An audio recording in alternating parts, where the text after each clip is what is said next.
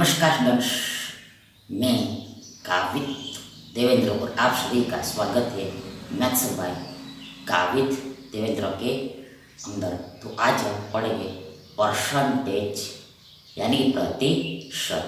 तो उसमें पहला प्रश्न ऐसा है कि चावल की कीमत में यानी कि इन वैल्यू ऑफ राइस 35% की गिरावट आती, 35% डिक्रीज होता है। ज्ञात करें, फाइंड करें उतने ही रुपये में यानी कि सेम रुपीस में चावल की अतिरिक्त मात्रा यानी कि चावल का यानी राइस का एक्स्ट्रा क्वांटिटी खरीदी जा सकती है यानी परचेस किया जा सकता है, जो पहले यानी कि फर्स्ट में शुरुआत में स्टार्टिंग में 104 किलो चावल खरीदने के लिए पर्याप्त था, सफिशिएंट था। देखो यहाँ पर देखो यहाँ पर हुआ क्या, देखो यहाँ पर हुआ ये है कि चावल की कीमत में 35% की कमी है। मतलब ये चावल है यानी राइस है, इसका दाम घट गया है, डिक्रीज हो गया है, वैल्यू डिक्रीज हो गया है, कितना डिक्रीज, देखो ये 35% डिक्रीज हुआ है, 35% डिक्रीज हुआ। तो पहले हम क्या करते हैं, पहले हम इसको भिन्न में बदलते हैं, फ्रैक्शन में चेंज करते हैं। पहले देखो 35% मतलब 35/100 होता है, 35 डिवाइड 100 होता है। अब ये 35 मतलब 7 पंचे 35 होता है और ये 100 मतलब 20 पंचा 100 होता है। तो 5 चला जाएगा, मतलब हमें क्या मिला, हमें 7/20 मिला, 7/20 मिला। मतलब क्या हुआ, 35 इक्वल टू 7/20 होता है, 7/20 होता है। मतलब एग्जैक्टली इसका मतलब क्या हुआ, देखो इसका एग्जैक्टली मतलब ये हुआ कि देखो यहाँ पर बोला है कि चावल की कीमत में 35% की गिरावट आती है। मतलब ये जो चावल है, ये राइस है, इसका भाव यानी कि मूल्य पहले देखो पहले शुरुआत में स्टार्टिंग में देखो ये 20 रुपया प्रति किलोग्राम, 20 रुपीज पर किलोग्राम था, 20 रुपीज पर किलोग्राम था। अब क्या हुआ, तो अब देखो ये 7 रुपया प्रति किलोग्राम डिक्रीज हो गया, 7 रुपीज पर किलोग्राम घट गया। ये मतलब बट्टे में होता है वो शुरुआत में होता है, स्टार्टिंग में होता है।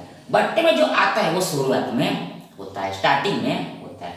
इतना घट गया तो अब हो गया, मतलब न्यू कितना आएगा, नया कितना है, देखो 20 में से 7 घटाना, ये देखो गिरावट मतलब घटाना, देखो यहाँ पर हमने घटाना माइनस करना, तो 20 में से 7 घटेगा, वी गेट हमें मिलेगा, हमें 20 माइनस 7 हमें 13 मिलेगा। मतलब अब जो चावल का भाव है, दाम रेट है, वो 13 रुपया प्रति किलोग्राम, 13 रुपीज पर किलोग्राम हो गया, 13 रुपीज प्रति किलोग्राम हो गया। तो ये यहाँ पर दिया है गिवन। मीन्स दैट ये क्या, ये वैल्यू का रेशो निकला है, ये वैल्यू का रेशो निकला है। पहले वैल्यू कितना था, पहले वैल्यू देखो यहाँ पर ये 20 था, 20 था, 20 था, 20 था, बाद में डिक्रीज हो गया, 13 हो गया, 13 हो गया, 13 हो गया, 13 हो गया। मतलब यहाँ पर वैल्यू का रेशियो 20:13 है, 20:13 है। अब यहाँ पर हमें एग्जैक्टली करना क्या, देखो यहाँ पर हमें एग्जैक्टली देखो खर्चे को समान रखना है, एक्सपेंडिचर को समान रखना है, खर्चे को समान रखना है। मतलब ये दाम घटने से पहले जो हम जितना खर्च करें उतना ही अब भी हम खर्चा करना चाह रहे हैं वापस। देखो यहाँ पर करना है, देखो यहाँ पर हमें एक्सपेंडिचर सेम रखना है, खर्चा सेम रखना है। मतलब क्या, ये दाम कम हो गया, मतलब पहले कम नहीं हुआ होगा, तो पहले जितना हम खर्चा करें उतना ही खर्चा अब हम कर रहे हैं, मतलब दाम घटने के बाद भी हम उतना ही खर्चा करना चाह रहे हैं। मतलब यहाँ पर एक्सपेंडिचर हम में कांस्टेंट रखना है, खर्चा कौन रखना है, खर्चा निरंतर रखना है, एकाएक ही रखना है। देखो उसके लिए क्या कर दे, उसके लिए देखो उसके लिए कंजप्शन में यानी खपत में यानी उपभोग में क्या करना पड़ेगा, कंजप्शन में यानी उपभोग में यानी कि देखो कंजप्शन यानी उपभोग में यानी कि मात्रा में क्या चेंज करना पड़ेगा। तो मात्रा में देखो क्या कर, मात्रा में देखो यहाँ पर उल्टा करना पड़ेगा, रिवर्स करना पड़ेगा, उल्टा करना पड़ेगा, रिवर्स करना पड़ेगा। यदि हमें एक्सपेंडिचर सेम रखना है तो यहाँ पर रिवर्स करना पड़ेगा, उल्टा करना पड़ेगा, मतलब जो वैल्यू का रेशियो उसको उलटना पड़ेगा, रिवर्स करना पड़ेगा। 13 इधर आएगा, ये 20 इधर आएगा, ये 13 इधर आएगा, 20 इधर आएगा। मतलब क्या, मतलब ये कि पहले हम 13 किलोग्राम चावल खरीद पाते, पहले हम 13 किलोग्राम चावल खरीद पाते। अब जब ये दाम घट गया तो अब हम 20 किलोग्राम खरीद पाएंगे, 20 किलोग्राम खरीद पाएंगे, 20 किलोग्राम खरीद पाएंगे, 20 किलोग्राम खरीद पाएंगे। तभी तो देखो यहाँ पर ये एक्सपेंडिचर इक्वल रहेगा, खर्चा समान रहेगा। देखो खर्चा मतलब एक्सपेंडिचर मतलब ये वैल्यू और कंजप्शन का गुणा होता है, मल्टीप्लाई कर। देखो यहाँ पे 20 गुणा 13, इधर भी 20 गुणा 13 हो गया, इधर भी 20 गुणा 13, इधर भी 20 गुणा 13, तो एक्सपेंडिचर इक्वल निकल जाएगा, बराबर निकल जाएगा। देखो यहाँ पर भी ये 20 गुणा 13 आएगा, रेशियो इधर भी 20 गुणा 13 एक्सपेंडिचर। इन शॉर्ट देखो यहाँ पर ये वैल्यू रेशियो को हम पलटेंगे, रिवर्स करेंगे, तभी है एक्सपेंडिचर कांस्टेंट रहेगा, अचल रहेगा, एक समान रहेगा। मतलब यहाँ पर ये गुणा करना होता है, मल्टीप्लाई करना होता है। अब यहाँ पर देखो हमें आगे क्या दिया है, अब आगे हमें देखो ये 104 किलो दिया है, ये 104 किलो वैल्यू दिया है। तो ये क्या है, देखो ये 104 किलो जो दिया है वो देखो ये 13 यूनिट का वैल्यू दिया है, 13 यूनिट का वैल्यू दिया है, 13 यूनिट का वैल्यू दिया है। मतलब देखो कैसे देखो यहाँ पर बोला है कि देखो उतने ही रुपये में चावल की अतिरिक्त मात्रा खरीद सकते हैं जो पहले 104 किलो चावल खरीदने के लिए खरीदता है। मतलब देखो ये 104 क्या है, देखो 104 क्या, देखो बोला है जो पहले 104 चावल खरीदने के लिए, पहले 104 चावल खरीदने के लिए बोला है, यहाँ पर पहले 104 किलो चावल खरीदे, मतलब पहले हम 104 किलो चावल खरीदते थे। शुरुआत में स्टार्टिंग में हम 104 किलो चावल खरीदते, तो यहाँ पर यूनिट में कितना है, यूनिट में नहीं इकाई में देखो ये 13 है। मतलब यहाँ से हमें मालूम है कि शुरुआत में स्टार्टिंग में हम 13 यूनिट चावल खरीदते थे, 13 यूनिट राइस पर करे, 13 यूनिट राइस हम पर करे। मतलब इसका ही 13 का यहाँ पर रियल वैल्यू दिया है, 13 का ये रियल वैल्यू 104 किलो दिया है, 104 किलोग्राम दिया है। अब आगे क्या निकल, अब आगे देखो बोला है ज्ञात करे, फाइंड करे उतने ही रुपये में चावल की अतिरिक्त मात्रा खरीदी जा सकती है, उतने रुपये में चावल की अतिरिक्त मात्रा खरीदी जा सकती है। मतलब उतने चावल की अतिरिक्त मात्रा खरीदी जा सकती है। देखो जो ज्ञात करे, फाइंड करना है, यहाँ पर हमें अतिरिक्त मात्रा निकालनी है, चावल की एक्स्ट्रा क्वांटिटी निकालनी, चावल के राइस की एक्स्ट्रा क्वांटिटी निकालनी। मतलब क्या देखो ये खर्चा हमें समान कर दिया,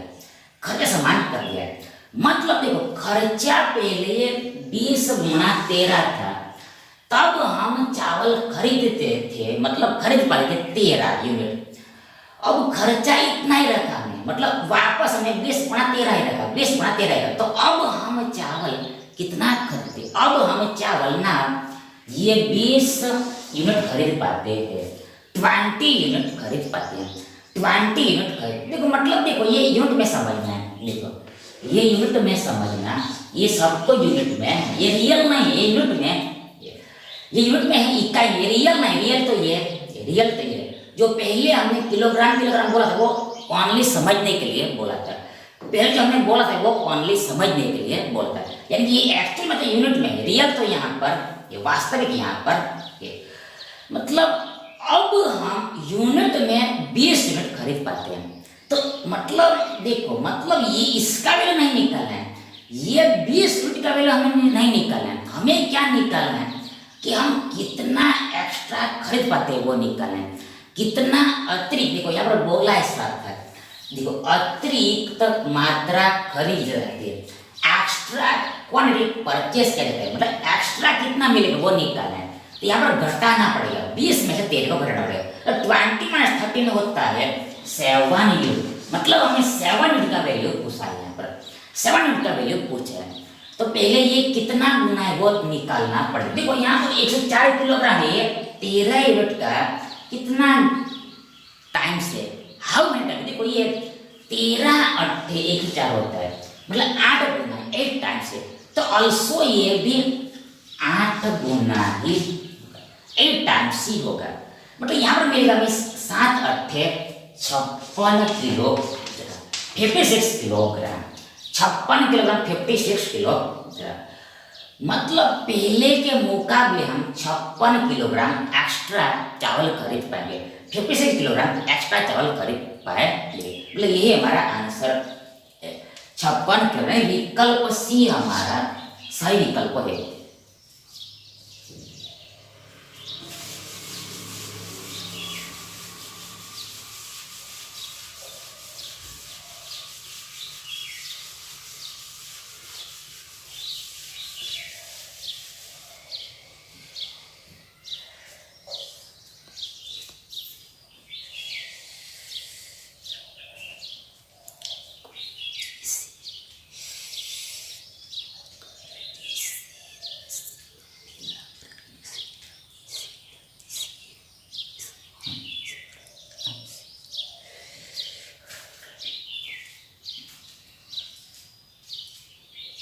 अगला देखिए, नेक्स्ट देखिए, एक्स वाई के व्युत्क्रमानुपाती, यानी एक्स वाई के इनवर्स प्रोपोर्शन में है। यदि एक्स को 37.5 पर बढ़ाया जाता है, इंक्रीज किया तो देन वाई के माने वाई के वैल्यू में परसेंटेज परिवर्तन किया जाए। चेंज इन परसेंटेज क्या होगा, परसेंटेज में चेंज क्या है वाई के। तो देखो यहाँ पर क्या बोला है, यहाँ पर बोला है कि जो एक्स है ये वाई के इनवर्स प्रोपोर्शन में, यानी व्युत्क्रमानुपाती इनवर्स प्रोपोर्शन में, फिर से ये जो एक्स है ये वाई के देखो ये जो एक्स है ये एक्स जो है वाई के व्युत्क्रमानुपाती है, यानी इनवर्स प्रोपोर्शन में, मतलब x प्रोपोर्शनल टू 1/y है, x प्रोपोर्शनल टू 1/y, मतलब x y के व्युत्क्रम में है, इनवर्स प्रोपोर्शन में। मतलब ये जो साइन है संख्या, इसको प्रोपोर्शनल बोलते, समानुपात बोलते, प्रोपोर्शनल बोलते, समानुपात बोलते।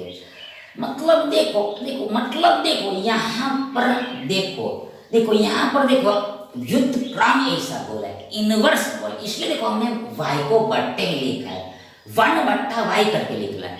यदि यहाँ पर सीधा होता, डायरेक्ट होता, मतलब यहाँ बोला होता है कि एक्स वाई के समानुपात में डायरेक्ट प्रोपोर्शन, तो हम क्या लिखते हैं, हम लिखते हैं एक्स प्रोपोर्शनल टू वाई, यानी एक्स जो है वाई के समानुपात है, एक्स वाई के डायरेक्ट प्रोपोर्शनल। लेकिन यहाँ पर ऐसा नहीं बोला है, यहाँ पर उल्टा बोला है, मतलब इनवर्स बोला है, व्युत्क्रम बोला है। तो ये y को कैसे, ये y को हम बट्टे में लिखेंगे, 1/, करके लिखेंगे।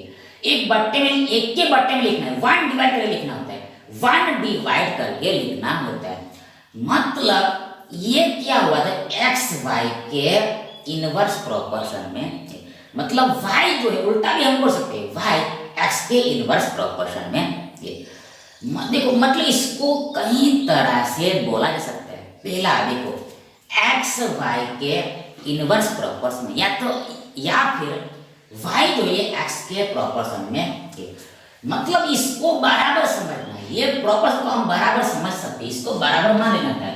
तो वाई इधर आएगा, एक्स इधर आएगा, तो उल्टा भी हम बोल सकते हैं, सेट कर सकते हैं, और सीधा भी हम बोल सकते हैं। मतलब एक्स 1/y के समानुपात में, एक्स 1/y के समानुपात, एक्स 1/y के डायरेक्ट प्रोपोर्शन में, ऐसा भी हम बोलते हैं। या फिर y को आप इधर लाओ, x को इधर लाओ, तो हम ऐसा भी बोल सकते हैं कि y जो है वे 1/x के समानुपात में, यानी कि देखो y 1/x के समानुपात में, या फिर 1/x, देखो 1/x, तो ये एक का एक ही हो जाएगा। देखो देखो देखो देखो इसको हम ऐसा भी लिख सकते हैं, मतलब y 1/x के समानुपात में, प्रोपोर्शन में, ऐसा भी हम बोल सकते हैं। ये जानबूझ के हमने डिटेल में समझाने के लिए बोला है, मतलब कई तरह से हम बोले। मतलब इन शॉर्ट यहाँ पर कहना ये है कि यहाँ पर ऐसा नहीं दिया, यहाँ पर ऐसा दिया है। ये जो y आएगा वो बट्टे में आएगा, एक के बट्टे में आएगा, मतलब ये उल्टा होगा, यहाँ पर रिवर्स होगा। अब देखो मतलब देखो देखो अब आगे देखो, यहाँ पर क्या देते हैं, देखो यहाँ पर दिया है कि देखो x को 37.5 बढ़ाया गया है, x को 37.5 पर इंक्रीज किया गया। तो पहले यहाँ पर ये 37.5 का हमें भिन्न में वैल्यू निकालना पड़ेगा। ये 37.5% का भिन्न में वैल्यू निकालना पड़ेगा। तो देखो ये वैल्यू हमने कल ऑलरेडी बता, इसलिए हम आज बताएंगे नहीं। इसके बराबर होता है, देखो 3/, देखो कितना हो, 3/8 होता है, 3/8 3/8 होता है। देखो ये हमने कल ऑलरेडी बता दिया, 30% 3/8 3/8 होता है, 3/8 होता है। मतलब क्या, देखो यहाँ पर देखो हमारे पास ये x है, दूसरा क्या है y, हमारे पास एक x है, दूसरा y है। तो यहाँ से देखो यहाँ से हमें यहाँ से देखो रेशियो निकलेगा, अनुपात निकलेगा, अनुपात निकलेगा। मतलब देखो यहाँ पर बोला है कि देखो x को 37.5 बढ़ाया जाता है, मतलब x को 3/8 बढ़ाया जाता है, 3/8 बढ़ाया जाता है। मतलब x पहले कितना था, x जो है पहले 8 था, 1 था। नीचे में देखना है, नीचा वाला शुरुआत में था, पहले में 8 था, अब x कितना हो जाएगा, अब x देखो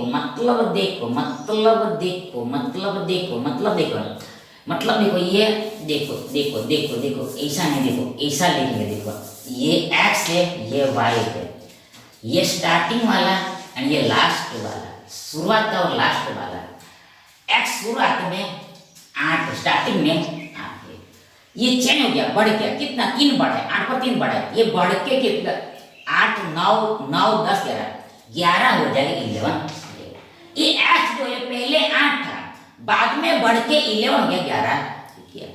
पहले 8 यूनिट था और बाद में 11 यूनिट हो गया। अब y के बारे में सेम लिखना पड़ेगा, तो y कैसे लिखा है, देखो यहाँ पर रिवर्स करके लिखना पड़ेगा। ये y जो है इसका रिवर्स होगा, मतलब ये 11:8 होगा, इसका रिवर्स होगा, उल्टा होगा। इसका रीजन देखो यहाँ पर, इसका रीजन यहाँ पर है, यहाँ पर साफ बोला है कि x और y एक दूसरे के व्युत्क्रम में है, इनवर्स प्रोपोर्शन में है, इनवर्स व्युत्क्रम में, मतलब रेशियो यहाँ पर उल्टा रिवर्स आएगा। x यदि ऐसा है तो y इसका उल्टा है, यदि x ऐसा है तो y इसका रिवर्स होगा। x 8 11 है तो ये 11 8 होगा, मतलब ये y शुरुआत में स्टार्टिंग में 11 होगा और बाद में ये घट के 8 हो गया, 8 हो गया, घट के डिग्री में 8 हो गया, 8 हो गया, ऐसा समझना है। अब यहाँ पर बोला है कि y के मान में क्या परिवर्तन है, क्या चेंज आया, ये y के बारे में पूछा है, y में क्या चेंज आया। तो यहाँ पर सीधा से बात देखो, ये y पहले 11 था, बाद में 8 हो गया है, पहले 11 था, बाद में 8 हो गया, मतलब ये घट गया, डिक्रीज हो गया। कितना घटा है, तो 11 माइनस 8 यानी 3 घट गया, 3 लेस हो गया ये y। लेकिन इसका हमें परसेंट निकालना है, प्रतिशत निकालना है, तो उसके लिए बट्टे में कुछ लिखना होता है। क्या लिखना, देखो ये 3 कम हुआ है y पर, किस पर कम हो रही है, 11 पर कम हुआ है, मतलब 11 पर 3 कम है तभी तो हमें 8 मिलेगा, 11 पर 3 कम तभी तो 8 मिलेगा, 11 पर 3 कम तभी तो हमें 8 मिलेगा, मतलब नीचे में 8 है, 11 शुरुआत वाला आएगा। अब ऑल्सो 100% से तो मल्टीप्लाई करना ही करना, 100% से गुणा करना होता है, बिकॉज हमें परसेंटेज निकालना है इस ताकि इक्वल बराबर। देखो आप 300 बट्टा 11 भी कर सकते, ये हमारा आंसर होगा। देखो यहाँ पर कटेगा तो कुछ भी नहीं, ऊपर में गुणा 300 बट्टा 11 मिला परसेंट। इसको हल करोगे तो हमें क्या मिलेगा, देखो हमें मिलेगा, देखो इसको हम भाग देते हैं। तो पहले देखो यहाँ पर देखो देखो देखो देखो पहले देखो 11 दूनी, देखो देखो 11 दूनी 22 होगा, 2 बार में भागेगा, 11 दूनी 22, देखो 22, 30 में से 22 गया, हमारे पास बचा 8 यानी 80 होगा।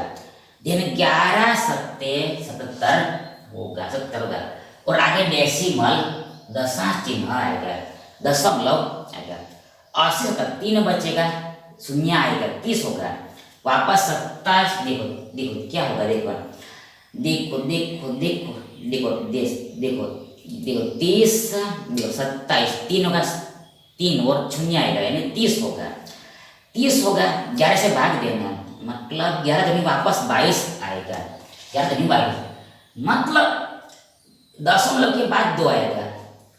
देखो देखो देखो हमारे पास 30 है, मतलब 2 बार में जाएगा, 11 दूनी 22, 30 में से 22 गया, हमारे पास बचेगा 8, वापस शून्य का मतलब वापस 80 होगा हमारे पास, यानी कि वापस 11 से 7 बार में ही भाग देगा। मतलब हमें ऐसा कुछ अप्रोक्सीमेटली मिले, लगभग हमें ऐसा मिलेगा 27.27 मिलेगा, 27.27 मिले क्या, यानी यही हमारा आंसर होगा, उत्तर ये हमारा आंसर होगा, उत्तर होगा। मतलब ये जो y है, देखो y है कि इतना परसेंटेज डिक्रीज हो गया, इतना परसेंट घट गया, 27.7, ये 27.7, यानी विकल्प ए ही हमारा सही विकल्प है।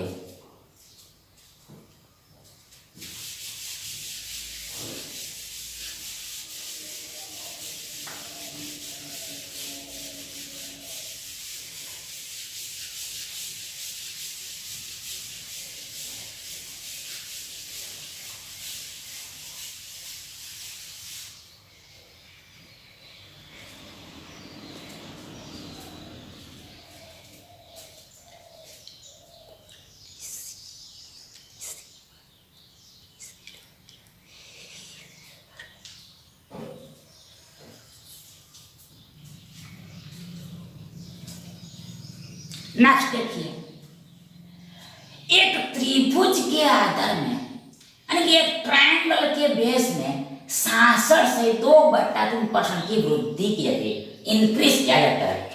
इस प्रकार ये मतलब ऐसा करने पर त्रिभुज का क्षेत्रफल स्थिर रहने से, बट यहाँ पर ट्रायंगल का एरिया इक्वल रहता है, कांस्टेंट रहता है, कांस्टेंट रहता है रहने से कितनी परसेंट ऊंचाई कम होनी चाहिए, मतलब यहाँ पर हाइट को कितना परसेंट डिक्रीज करना पड़ेगा, कम करना, लेस करना पड़ेगा, वो निकालना है। तो देखो यहाँ पर देखो ट्रायंगल के एरिया का ही फॉर्मूला लगे, ट्रायंगल के एरिया का ही फॉर्मूला लगे, एरिया का ही फॉर्मूला, तो हमें पता है ट्रायंगल का एरिया क्षेत्रफल 1/2 गुणा बेस इंटू हाइट होता है। ये फॉर्मूला आपको याद करके रखना है। एरिया इक्वल होता है 1/2 इंटू बेस इंटू हाइट, 1/2 गुणा आधार गुणा ऊंचाई, ये आपको मालूम ही है। अब यहाँ पर यहाँ पर ये 1/2 क्या है, ये 1/2 ये फिक्स रहेगा, ये तो फिक्स है, अचल है, और ये फिक्स रहेगा, ये बदलता नहीं है। जो कुछ भी बदलेगा वो बेस बदलेगा या फिर हाइट बदलेगा, बेस बदलेगा या फिर हाइट बदलेगा। ये तो 1/2 फिक्स रहेगा, तो ऐसा ही रहेगा, ये तो ऐसा रहेगा, ये पहले भी 1/2 रहेगा और बाद में भी 1/2 रहेगा, ये चेंज होगा नहीं। मतलब ये जो एरिया है यानी क्षेत्रफल है, ये किस पर डिपेंडेंट है, किस पर निर्भर करेगा, तो ये एरिया है क्षेत्र, ये बेस और हाइट पर निर्भर है। Area is dependent on base and height, area is dependent on base and height. ये जो एरिया है क्षेत्रफल, ये हाइट और ऊंचाई और ये पाए बने आधार पर निर्भर, ये तो फिक्स रहता है इस। मतलब ये जो एरिया है ये proportional to base into height, area proportional to base into height. मतलब ये एरिया क्षेत्रफल ये बेस और हाइट के गुणे के समानुपात में डायरेक्ट प्रोपोर्शनल। मतलब ये एरिया इस पर, ये दोनों के ऊपर निर्भर करता है। मतलब इसमें जो चेंज है तो उतना ही इसमें भी चेंज, मतलब देखो इधर जो कुछ भी चेंज होगा वो सेम चेंज इधर भी होगा। मतलब देखो यदि हाइट बदलेगा तो ये एरिया भी बदलेगा, ये हाइट बढ़ा तो एरिया भी बदलेगा, या फिर ये बेस बदलेगा तो ये एरिया भी बदलेगा। हाइट बदलेगा तो एरिया बदलेगा, या फिर बेस बदलेगा तो भी एरिया बदलेगा, या फिर दोनों ही बदलेगा तो भी ये एरिया बदलेगा। लेकिन ये तो फिक्स ही रहेगा, इसका कोई जरूरत नहीं। In short area proportional to base into height, ऐसा यहाँ पर समझना होता है। मतलब ऐसे सॉल्व किया जाए क्वेश्चन। अब यहाँ पर ये हमें करना है, देखो यहाँ पर हमें एरिया को स्थिर रखना है। देखो यहाँ पर साफ साफ बोला है क्षेत्रफल स्थिर रहता है, एरिया कांस्टेंट रहता है, एरिया कांस्टेंट रहता है, ये एरिया कांस्टेंट रहता है, इसको भी हमें अचल करना है, कांस्टेंट करना है। और ये प्रोपोर्शनल इसको एक तरह से बराबर ही समझना होता है, ये प्रोपोर्शनल एक तरह से बराबर समझना, इक्वली समझना होता है। मतलब यदि हम बी और एच के बारे में रिलेशन लिखना चाहे, ये बी एंड एच के बारे में रिलेशन लिखना है तो क्या होगा, तो यदि हमने बी और एच के बारे में रिलेशन लिखना है, ये दोनों के बीच में रिलेशन लिखना चाहे तो हमें मिलेगा, देखो मिलेगा ये बेस प्रोपोर्शनल टू 1/h मिले, बेस प्रोपोर्शनल टू 1/h मिलेगा, यानी कि ये आधार 1/, देखो ऊंचाई के समानुपात में, मतलब base and height inverse proportion में हो जाएगा, व्युत्क्रम में हो जाएगा, ये एक दूसरे का उल्टा हो जाएगा। बेस एंड हाइट यहाँ पर व्युत्क्रम में होगा, मतलब बी 1/h के समानुपात में होगा। मतलब बोलने के लिए हम कई तरह से बोल सकते, मतलब इन शॉर्ट हमें ऐसा मिला है। ये कैसे मिला, देखो ऐसे मिला है, देखो पहले मैं बोल दिया ये प्रोपोर्शनल को बराबर समझना, यानी कि हमारे पास a बराबर बेस इनटू हाइट है, a बराबर बेस इनटू हाइट है। अब देखो b बराबर करके लिखना है, इसको बराबर ही समझना, हमें b बराबर करके लिखना है तो h को आप इधर लाओगे बट्टे में आएगा, ये h a के बट्टे में आएगा। अब यहाँ पर a तो फिक्स रहेगा, a तो कांस्टेंट है, मतलब इसका कोई जरूरत नहीं, ये तो ऐसे रहेगा। मतलब जो कुछ भी निर्भर रहेगा वो h के ऊपर ही रहेगा, ये a के ऊपर निर्भर नहीं, ये तो फिक्स ही रहेगा। मतलब h इधर बट्टे में है, ये फिक्स है, मतलब ये जो b है बेस है ये प्रोपोर्शनल टू 1/h हो जाएगा, b प्रोपोर्शनल टू 1/h हो जाएगा। मतलब यहाँ पर एरिया का मतलब एरिया वैसा का वैसा है, इसमें कुछ चेंज नहीं करना है। मतलब देखो h बदलेगा तो ये b बदलेगा, h बदलेगा तो b बदलेगा, नहीं b बदलेगा तो h बदलेगा, तो ऐसा समझना ऐसा रिलेशन मिलेगा। मतलब ये पहले क्वेश्चन के जैसा ही हमें मिल गया। ये मतलब यहाँ रेशियो उल्टा निकलेगा, रेशियो रिवर्स होगा, अनुपात रिवर्स होगा। तो यहाँ पर ये पहले दिया है कि आधार यानी बेस में 66 से 2/3% की वृद्धि की जाती है। ये जो बेस है, तो बेस है, देखो यहाँ पर देखो हमें रेशियो मिलेगा। देखो पहले मिलेगा बेस का रेशियो, बाद में मिलेगा एज का रेशियो। ये देखो स्टार्टिंग वाला यानी ये लास्ट वाला रेशियो मिलेगा। सेम कहानी इसमें भी, देखो बेस का भी हमें स्टार्टिंग, देखो देखो बेस, देखो हमें मिलेगा बेस एंड हाइट का रेशियो। मतलब कुछ शुरुआत, मतलब देखो कैसे, देखो अब देखो कैसे हम करके देखते। देखो यहाँ पर देखो पहले तो देखो इसको हल करना पड़ेगा। ये 66 सही 2/3% को हल करना पड़ेगा। 66 to 2/3% को हल करना पड़ेगा। मतलब यहाँ पर देखो पहले देखो ये 66 किया 198 होता है, और दो जोड़ा हमें 200/3 मिलेगा, 200/3 मिलेगा। मतलब 66 से 2/3 200/3 होता है। सिंपल फ्रैक्शन में इतना होगा। लेकिन यहाँ पर परसेंट भी है तो बट्टे में 100 अल्सो लगेगा, एक्स्ट्रा लगेगा। परसेंट वाला बट्टा में 100 एक्स्ट्रा लगेगा। तो यहाँ पर ये 200 चला जाएगा। मतलब हमें क्या मिलेगा, हमें मिलेगा 2/3 2/3 2/3 2/3 मिलेगा। लेकिन यहाँ पर वृद्धि भी है, इंक्रीज करना, मतलब यहाँ पर प्लस लगेगा, प्लस लगेगा। मतलब पहले बेस कितना था, पहले बेस यानी पाया यानी आधार ये 3 यूनिट था, स्टार्टिंग में 3 यूनिट था, बाद में 3 पर 2 बढ़ा है, 2 इंक्रीज होता है। ये बढ़ के ये 3 + 2 5 हो जाएगा, 5 यूनिट हो जाएगा, 5 यूनिट हो जाएगा। तो ये हमें बेस का रेशियो मिल गया 3:5, 3:5, 3:5। अब यहाँ पर देखो देखो ये दोनों इनवर्स प्रोपोर्शन में, ये B and H inverse proportion में, तो यहाँ पर रेशियो उल्टा होगा, रिवर्स होगा, रेशियो उल्टा होगा, रिवर्स होगा। मतलब बेस का रेशियो 3 पाया तो ये हाइट का रेशियो 5:3 होगा, 5:3 होगा। नेक्स्ट है पहले हाइट 5 यूनिट होगा तो बाद में 3 यूनिट हो जाएगा। पहले हाइट 5 यूनिट होगा तो बाद में 3 यूनिट हो जाएगा। मतलब 2 यूनिट घटे, 2 यूनिट डिक्रीज हो जाएगा, 2 यूनिट डिक्रीज होगा। मतलब 5 - 3 2 होता है, 5 - 3 2 होता है, 2 होता है। ये 2 यूनिट कम हो जाए, ये बेस तो बेस बेस।